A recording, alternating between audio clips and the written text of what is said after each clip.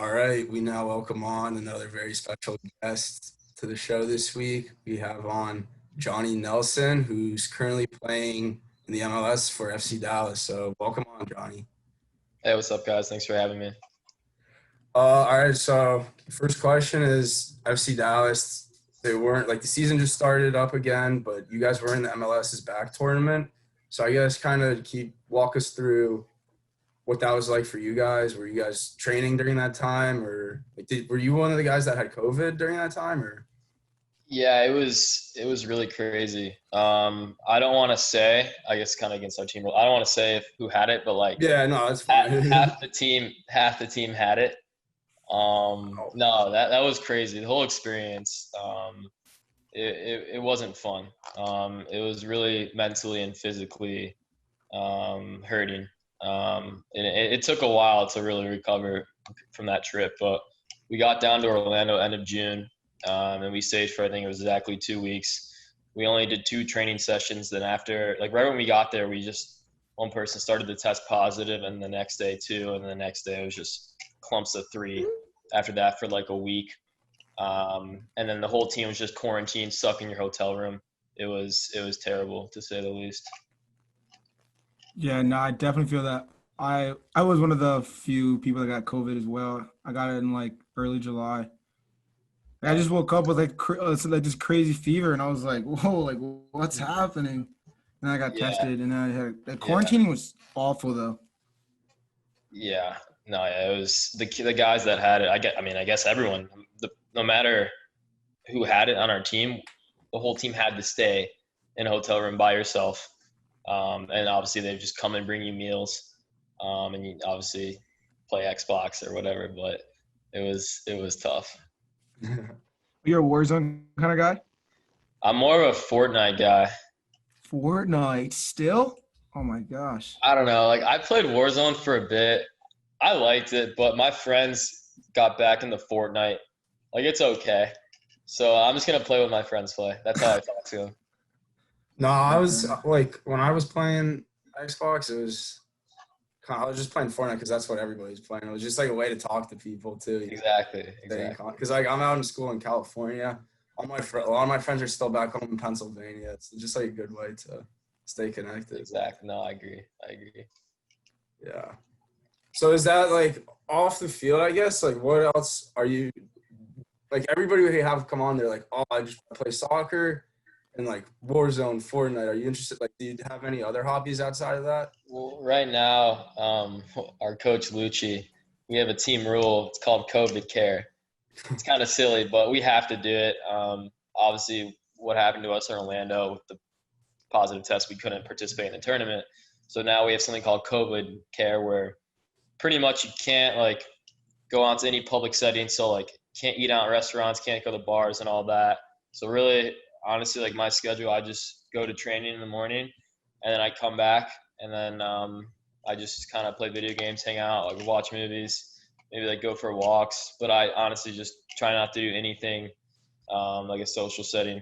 But obviously, it's a lot different for me because I'm living alone. My roommate Callum Montgomery, who obviously plays for FC Dallas, but he's on loan right now to San Antonio, so I'm missing him. I'm pretty lonely without him. So yeah, honestly, I don't do much. I just play video games. Um, Really not the best thing to do, but and I'm taking online classes through UNC Chapel Hill on and off. So Oh, okay, that's nice. So you're like you went to UNC before. Like, what did you major in there, like, or while you're there? yeah, so I went to UNC Chapel Hill for 3 semesters, so 2 seasons, and then school wise, I honestly didn't know what I wanted to do, and I'm still at the point where I don't have to pick yet like a major. Um, but I think that time's gonna come up pretty soon, and I do have to decide. But I think definitely something related to sports. It's like a sports marketing or something, but we'll see. Yeah. So, what level year are you then? Like, are you like I guess so? technically, if I stayed in school, No, like right now. Like, what's like your standing right now for the new classes you're taking? I don't even know. I would say I still have like probably halfway to go. Okay. Yeah, So but still got a lot. Hey, he's like that weird like sophomore junior that's like probably like a Yeah, credit or two off of being like a junior. yeah, yeah, exactly. Yeah, no, Yeah. that's actually how I am Chuck right now. Cause I mean I'm like technically I'm like a senior, but like credit wise I'm still a junior. It's just so stupid. Yeah. All right. Yeah. So I mean, so you were like you said, you were there for 3 semesters, and you signed the Generation Adidas contract. Yeah. So with that, if you don't sign that, you have to stay in college for 4 years before entering the draft, or how does that work? Yeah, so college soccer, it's a bit weird, and I learned the process is interesting. So the Generation Adidas contracts, I think they give out 5 to 7 after each season. I don't know what it is now; they could have changed it, but usually what it is, they offer to the 5 to 7 underclassmen. So you have to have, so it's either like a freshman, sophomore, junior. You have to have like a year left in your eligibility at least to be offered this contract.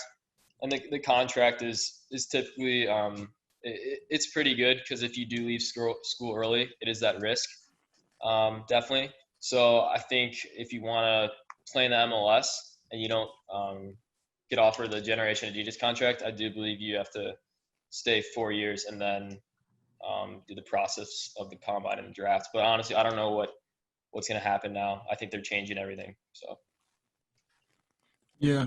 What would you say like the biggest difference is from playing college soccer to like now being in the MLS? yeah, I think the biggest difference between MLS and college soccer, just kind of anything or any other professional environment. It's bigger, it's faster, stronger. The players are a bit more technical. They're smarter. And obviously, when you get to the MLS now, it's players from all over the world. You know, you see very good guys come from South America, now even Europe. Guys, they're not just ending their career here. They're starting when they're kind of in their prime. They're starting to come over here. So players all over, and they're very good. Nice. When you first came to Dallas, like who did you connect with the most?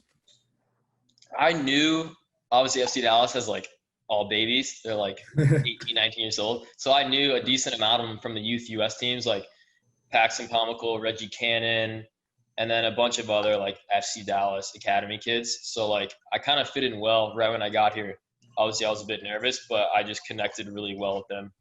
And other guys like Tommy Roberts and Jesus Ferreira, just the other young guys, which it really helped. Yeah, I'm kind of curious, like, what's the dynamic like on the team when you have like young players that are like teenagers, and then you also have players that are like 10 years Right. old, and they're It's like 30s. it's really unique, especially Yeah, the locker room. I mean, we have a lot of guys that are 27 and older with a family and kids, and there's a lot of guys my age, 22 and younger, and they're just like some of them are obviously still living at home, or some of them just starting to get their apartment by themselves. So it's really cool to see. But we do really well as a team, just to stay as a family. And Lucci, our coach, definitely addresses that. so like, I think what do you guys do to stay connected then? Like we would do like throughout the year, especially on away trips, we do like I don't know, describe it, just like a bunch of little games Yeah, that we would do in the meal rooms. And obviously, like during training, we'd like have to partner up with someone that like doesn't speak our language because half our team is obviously English, Spanish, and then a few speak both Spanish and English. So you have to partner up with that person that you don't communicate with, or like you never really hang out with them. So our coaches really try and make us connect with those people. It's good in the long run. yeah. How would you say your Spanish is then? It's not great. I That's another thing. I'm probably gonna start learning Spanish because I should have done that a long time ago. Just because, and on the field though, I'm starting to pick up like the little things when they say real quick. I'm starting to pick those things up. Yeah, I played in a, when I was living at home over the summer. I played in a Spanish league, Yeah, and I don't know any Spanish at all. And I played in 2 games, and after playing those 2 games, I feel like I learned so much from being out. Like right. they say to you, I don't know. It's just kind of cool to be able to pick it up. No, exactly. Nah, a little backtrack to like the locker room scene you were talking about. Like, who has the aux? Because like I know that the age, like it's like Yeah. there's just like a big age like gap. Like, Do you guys play more of like younger guys' music, or do you guys play all the grandpa and like dad's music? That's such a funny question. It's honestly who kind of sits in the corner of the aux, and right now this season it's the young guys. But it does mix up. So right now it's just the usual like what's popular today, like the hip hop and of course all the TikTok songs because these kids are young and they love TikTok. Any So Pop Smoke in there? I believe they do play. Yes, a lot of yep, yeah. But it's really like a Edwin Cirulo, Jesus. They take over the aux, or we sometimes get European guys like Reto Ziegler and just like their EDM like dance rave music. Oh yes, yeah, yes. You can definitely tell who's on the aux just by the music. Follow up to that. Obviously, Dallas and Texas. Is there any country music that gets played? Not really. I think there's a few guys in the team that really enjoy country, like Paxton Pomical definitely, and myself. I'm starting to get into it more because I'm obviously living in Texas now. But in the locker room, you don't find much country music. It's not pregame music, really, or like, it's not hype, but it just isn't. Yeah. Right. Is the barbecue in Dallas really good? What? Yes. Like, barbecue? Yeah. Yeah, we do something really cool, and it's literally just called Team Barbecue. We're at the end of we do it like probably once a month after each like after a training, we just do a huge barbecue for like the staff and the players, and it's amazing. I never knew that was even a thing. No, Texas has very good barbecue. Really? Yeah. All right, I feel like I need to go try it then. All right, a little backtrack. Like to 2019 with like the whole MLS draft and stuff. Like, how was that? Like, how was your experience? The draft day was probably the coolest experience of my life. Obviously, the combine being in Orlando, Florida, that was different. But I mean, they treated us really well. We stayed at the Ritz, I think. So it was pretty cool. And then from there, we flew to Chicago. Stayed overnight, woke up the next day, and then the draft. And obviously, it's very nerve-wracking. And I was lucky enough to go 10th. And it was because I'm from Ohio, obviously. So my family and closest friends made it up. So that was like one of the coolest moments of my life, actually. I got up there, gave my speech, and I see like my family and my best friends who like supported me throughout the whole way, and it was so cool. Was it nerve-wracking to give that speech, or was it just kind of? Yeah, they even told us beforehand, you can practice as much you want, but once you get up there, it's just like a deer in headlights because it was pretty intimidating. There was like thousands of people there. Really? And it was huge. So like, but my family helped me write my speech and they wrote it down. But like we worked on it together, so I practiced a lot with them the night before. But I thought I did well. It was definitely nerve-wracking. Yeah, I gave a speech, Chris. I don't know if you remember this. Oh, I do actually. Cool, because I ran for like the treasurer of the student council, and the one year I like didn't practice at all because there's no one running against me, and like it was in front of our whole class, which was like 500 students, and I messed it up so bad. Like it was just funny. After that, I'd never like. No, you didn't mess it up. He was talking like he was like, oh, vote for me. I'm gonna do this, do this, and out of nowhere he just stopped talking, and his eyes went like. Because I was like, Nice. And then people were like, what's good with this guy? Is he done? Go and then like, our one friend had to go like take him off the stage. No. I just walked off. No, RJ took you off the stage. I remember. No, he did not. You could probably ask him, but I don't remember that. I don't know though. It was kind of like fight or flight. That's hilarious. Situation. Oh yeah, it felt like that. Well, you did I listened to it. Like I watched you that, and you did a way better job than I did. I honestly didn't think I was gonna do that good. Yeah. So when because you got injured last year, and then you were playing a bit with the North Texas team. Mm-hmm. When you were down with that team, were the coaches at FC Dallas kind of actively communicating with you, saying like, work on this to get back up in the first team? Or Right. No, yeah, North Texas, I mean, they just added it last year, so it was really convenient for me, so I didn't have to travel anywhere just to get a few games in. But I mean, I still trained with the first, like coming back from my injury, I still trained with the first team every day. And then like on the weekend when North Texas played, I just got a game with them to get my fitness up, so I had to do that for a few games. But no, yeah, the first team coaches were still seeing me every day in training because I was training with the first team. That must have been lit. What was that? I said that must have been like pretty fun, like lit. Well, I use the word lit, which is like pretty sick. Oh yeah, yeah. I mean that team is filled with a bunch of good young players. But I mean obviously the level is really different. But Yeah. Wait, how is it different? I mean between I think it's USL League One, I believe, to obviously MLS. So the USL League One is, of course, there's still good older players in that are, that they can definitely, like, they're still trying to make it. And then there's obviously a lot of it. It's young guys from the academy coming up, and they're just trying to make it to the next level. So the difference is, I mean, there's like 18-year-olds, 19-year-olds compared to in the MLS, you're like 25, 26, like in their prime. Yeah.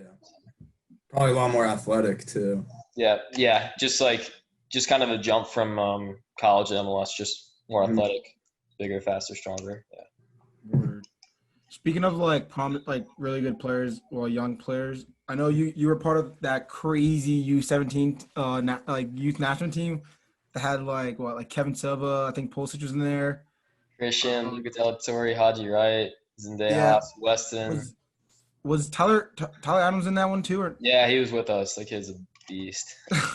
how was that big tournament? I think it was that Road to Chile. How was that? The tournament? Yeah. Like, how was your experience with that? The qualifying or the qualifying? Yeah. It was insane. It was in Honduras, and it was 5 games, and like the field wasn't great, and like obviously the conditions are really tough. So it was nuts, but we got a little lucky at the end to qualify. But with our team and our talent, we definitely deserve to make it. So we kind of talked about this a little bit already. We had Kevin Silva on as our first guest, and he was saying that from like at residency and from a young age, Christian was just always on another level.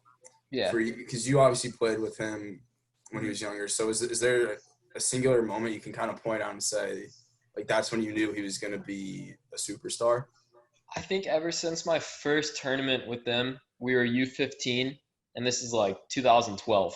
It was my first tournament with the U15 US team, and we were in Mexico. And I remember watching Christian play, and he just always had that spark. He was just different. He just always caught your eye. Technically, he was just quicker. He was really small at that point. Really But no, he always just caught your eye. And I remember after that tournament, I remember telling my friend, this kid's going to be big time right after that tournament. Swear to God. Wow. How close would you say you guys are now? Really close. Yeah. So, I mean, I'm watching I watched it already, but I'm rewatching the Michael Jordan documentary on Netflix. Mm-hmm. Oh, yeah. The one thing like that really sticks out to me about him is just how competitive he was and just his drive to like win just no matter what. Yeah. Is Christian like that as well? I'd say, yeah. Honestly, like even like games other than soccer, like we play Fortnite together or something, like that dude just always wants to win. Always wants to win. Like, yeah, kind of like Michael Jordan. Yeah, that's me. Some people say I'm too competitive. Cause like, oh, dude, you're taking it too serious. I'm just like, what do you mean? Like, why would I do it and not try? You know what I mean? Like, that's you, huh? That's you, huh? Dude, I'm telling you, like, everything I give, everything, it's 100%. I'm like, it's either 100% or you just go home. I love that. I hate losing. Like this kid right here, Chuck can literally go to like a tournament soccer game, lose, and just be okay with it. Like he'll be laughing and walking off the field. As long as he did his best. No, absolutely not. When have we ever played in a tournament together, though? Chuck, no, I'm not talking about just not even tournament, just like regular like high school games. Like Chuck will You guys know each other. We played high school soccer together. Yeah. And like we played on the club team. We played club for a year or two as well. Yeah. Okay. But Chuck would piss away a ball, like to me, like I was making a run, he'd piss away a ball, and then I would look at him angry, and he would just look at me and just start laughing. I don't know. You probably were making it wrong. Yes, it was always his fault because he was No. You probably were making the wrong run. Yeah. Okay. I probably had something else going on in my head. Like, I don't know. All right, switching back. Last Yeah. question, or another question I had. I was stalking your Instagram a little bit, and I saw you have a picture of with KD and Donovan Mitchell, also with Christian Yeah. at the Cavs. Was that a game? Like the final? Yeah, that was game 4 or 5 of the finals in Cleveland, right when like that's when Golden State went up 3-0 on Cleveland. Yeah. So how did you guys end up meeting KD? And Yeah, that weekend was different, let me tell you. So that Curtis has was had a weekend like what, that in Orlando. 2018 summer, I believe. I Yeah. think, whatever. And I was home from UNC on my break, and Christian was on his break as well. So he came to visit me in Medina, Ohio, my hometown, where I'm from. He stayed with me for a weekend, and he got like the tickets and everything through Nike, I believe, and his agents. I'm not for sure, so don't quote me on that, but I'm pretty sure. And it was just an amazing experience. I mean, I was fanboying a bit, but yeah, we got to meet like Donovan Mitchell like the morning of, like at a hotel, like they hung out, and then like during the game, like we me, Christian, and this guy that we were with, like he walked, like if like we asked him like if we wanted to meet anyone we wanted or go anywhere we wanted, he would take us. So like went onto the floor, like met people, like and then in our booth, like in our like club seats way up there, like it was like Juan Fran was in there with us. Like what are you doing here? Like Yeah, Anderson Varejao, the old Cavs player, was in there. Vince Carter was in the suite next to us. So like I talked to him for like 5 minutes because he went to UNC and I told him I went to UNC. So I had a casual conversation with Vince Carter, like. That's so cool. And then after the game, like we were gonna meet the Cavs players, and like me being from Cleveland, like that'd be a dream to meet LeBron. Yeah. But like they lost, so like we didn't want to do that. But like, Oh yeah, they weren't in the mood to talk, probably. right. So after we got the picture with Kevin Durant, and Christian and talked for a little, and it was so cool. Well, I'm just curious, like, what is Kevin Durant like as a person? He was like just super chill and nice. Yeah. He's like, I mean, like we like dabbed him up, blah blah blah, and then he was talking to Christian, and I heard him say like, "Oh, I know you. You're like really good at soccer." So Christian, yeah. So no, yeah, Kevin. I mean, he seemed like a nice guy, but yeah. I don't know. But it is like quick tempered, no one knows about. Yeah, it's tough to say. I'm a Cleveland fan, so I don't know. Oh man, that's hilarious. I mean, obviously, like a lot of the young Americans now, like they're trying to go to Europe. Like, do you have goals to go to Europe anytime soon or in the near future? Of course, it's definitely been a goal of mine my whole life. Obviously, getting the Generation Adidas contract and coming to a good club like FC Dallas, I've been pretty fortunate with that. But honestly, like right now, I'm just trying to keep playing. Get as many games in as possible, and hopefully when the time comes, if it's in 2 years, 3 years, 4 years, and if the decision and the move is right, then hopefully. But I'm enjoying life right now with Dallas, obviously. So we'll see. But of course, definitely a dream to play in Europe. Yeah, that'll be lit. There's, I mean, I'm a huge Tottenham fan, so hopefully someday you can sign for Tottenham. Tottenham, okay. I'm because obviously a Chelsea guy, but we're in need of obviously, but we're in need of a left back. We're in need of defenders, actually. You know, just let me know. Yeah, I will call Mourinho right now and just tell him. I'll send you clips. I'll send him clips right now. Bet. All right, as a left back, I mean, like at Dallas, do they have you playing left back or like center back? Left back. Yeah. All right. So, like, is there any like bigger pro player that you model your left back like game after? Yeah, I say definitely growing up, it was like Marcelo or Jordi Alba. I mean, obviously Jordi Alba just kind of like any other left back, but Marcelo especially just because like when he gets in the attack, he's just not afraid to do anything. Mm-hmm. I mean, don't get me wrong, it's Marcelo, all the confidence in the world, but like just kind of what he does in the attack, especially, he's not scared to take risk or anything, which I love. And from the Champions League, I think 2016, when he hit that 40-yard diagonal across the top of the box in like the first few minutes of the Champions League final game. Just something that I don't know if I could ever have the confidence to do, but we'll see. Yeah, no, I love Marcelo. I mean, I'm biased, so Alphonso Davies is my favorite left back. One of you guys were boys, but That dude is Marcelo, I would say Marcelo is like my second favorite, outside back, mhm, mhm. and then Kimmich, but now he's playing like in the midfield. Davies though. Dude, I don't know where that's speed, man. Oh my god, Need like 20% of that. he's different. Chuck, you could lose to him. No, he would give you like 2 miles and you would still lose. No. Yes. I'm running long distance. Just sprinting is where I'm weak. I was thinking about it. Like, he probably could run 100 meters as fast as I could run 50. No, that's no joke. Chuck is very, very slow. Like, he's known for his 20 Yeah. pace. If Chuck had a FIFA card, his pace would literally be like 25, like maybe 30. Those things aren't even accurate, anyways. No, for him it will be accurate. Trust me. No. For him it will be Slowest very. person in FIFA. Just super technical on the ball. Yeah. Yeah. No, that's it. That's fine then. And I got a decent shot too. So That's fair. I like Tony Cruz. What? All right, what? Tony Cruz? You? Give me a break. I can see it. No. All right, Johnny. I'm not sure if you're aware of this, but on Wednesday you guys are playing Colorado. Yep. So this is gonna be the first time that two of our guests are gonna be playing against each other in a game. We had Kellen Acosta on this week. Yep. So Oh yeah.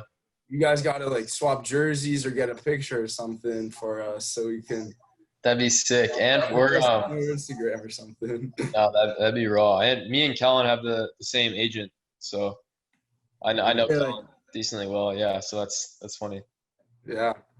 I didn't even realize. I was like looking at the schedule and I was just like, oh, that's so funny that they're going to be playing each other Oh yeah, that worked out well. on Wednesday. Yeah. But it's cool. Are you're from what? How do you say that? Medina? Is that how you say it? Medina. Medina. Yeah. So what do you guys do for fun? Like I've never heard of that place ever. What do we do for fun in Medina? Yeah. Do you know like where it's at in Ohio? No, it just sounds like- small. 40 minutes south of downtown Cleveland, so like northeast Ohio. But it's like a decently small town, just a nice town. Honestly, not much to do in Medina, but it's super nice. Obviously, I have all my family and friends, but not a lot. Maybe make a trip to downtown Cleveland every once in a while. Yeah. Yeah, not a lot to do. That's So when like kind of like it's like an hour out of Philly, hour and a half out of New York, hour out of New York. So it's kind of similar, I'd say. no Yeah. way. There's so much to do in Bethlehem. What are you talking about? This guy's dude. What are you Listen, talking though. about? What? Oh, Anyway, you're gonna go to the Easton bars? no, I don't want Corona again. All right, if you weren't like playing soccer, what would you be doing? Probably a loser. I don't know. That's a good question. Podcasting? If I wasn't playing soccer or any other sport, probably just be going to school at like Ohio University, Ohio State, just kind of like any other person. No shame against that at all. Just probably where I'd end up. Like, do you think you'd be like into like collecting like magazines or like something weird? What? Like I don't know. Like a weird thing. Yeah. I don't know. I'd probably just honestly drink a lot. Yeah. Play a lot of video games. Yeah. Which sounds like the life. If you That weren't sounds a like pro, quarantine. if you weren't a pro exactly. soccer player, you'd be Yeah. drinking a lot, right? My friends, I think, are alcoholics. Honestly, I don't know if I can say that on the show, but my friends are just like any other college kids. I mean, they just Yeah, have no. fun. They have fun. Nah, I feel that. I have a friend too that I'm kind of worried about. he's on the edge. Yeah, he's there, dude. One more beer, he's off it. He's like, All that's funny. All right. I don't have any more questions. You got any more questions, Curtis? Nah, I think we're all good here. All right. thanks for coming on, Johnny. We really Sure. appreciate you taking the time and enjoyed the conversation we had and answering No, yeah, I appreciate it. Seems like what you guys are doing really cool, and hopefully it gets really successful. No, our. I mean, keep Yeah. having these players on. It seems really cool. I'll be following along. Definitely. Word. Thanks a Appreciate lot. the support. You're welcome Sure. back anytime. We'll have to have you on in the future. Dude, whenever you guys want me on, dude, I'm so down, man. Cool. Dude, sick. Yeah. Nah, you could join us with Christian, and that'll be sick. He's a weird one when it comes to that. But I'll see. Really? Yeah. I'll have my people call your people. We'll work something out. Yeah, hey, we'll work something out. Good. For sure. All right, thanks a lot, my guy. All right. Yeah. See you, boys. Thanks, See ya. Johnny. Peace. And recording, Chuck? I always forget to do that.